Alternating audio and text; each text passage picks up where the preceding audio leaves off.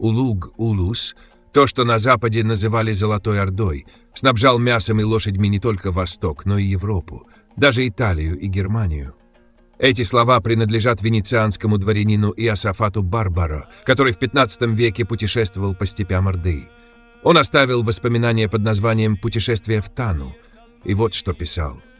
Что сказать о бесчисленном множестве скота, находящегося при Орде?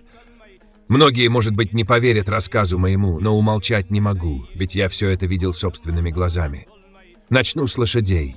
Торговцы покупают их во множестве у татар и потом гонят в другие страны.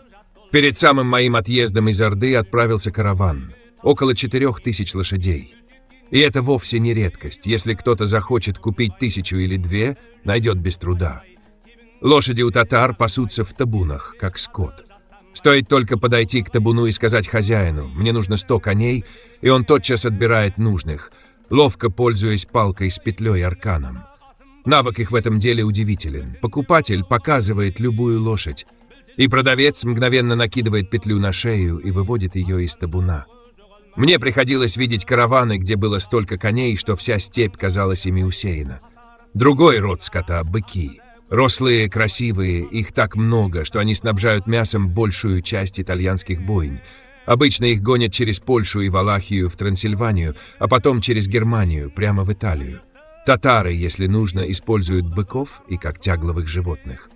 Третий род – верблюды, большие, двугорбые, косматые. Их отправляют в Персию, где за каждого платят 25 дукатов. Восточные верблюды с одним горбом, меньше ростом и стоят не более 10 дукатов.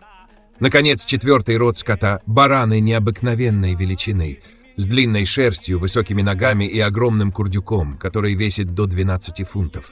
Я не раз видел, как такие бараны тащат за собой колесо, привязанное к хвосту, просто для забавы. Жир из их курдюков – это главная приправа татарских блюд. Его употребляют вместо масла, и он не застывает во рту.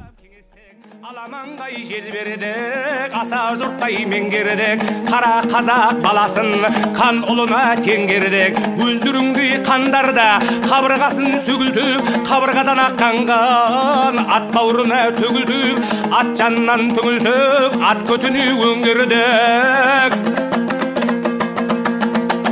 Еділмен жайық жереді, еділмен жайық жереді, мекен еткен шаруаға жағасы қорған жайеді.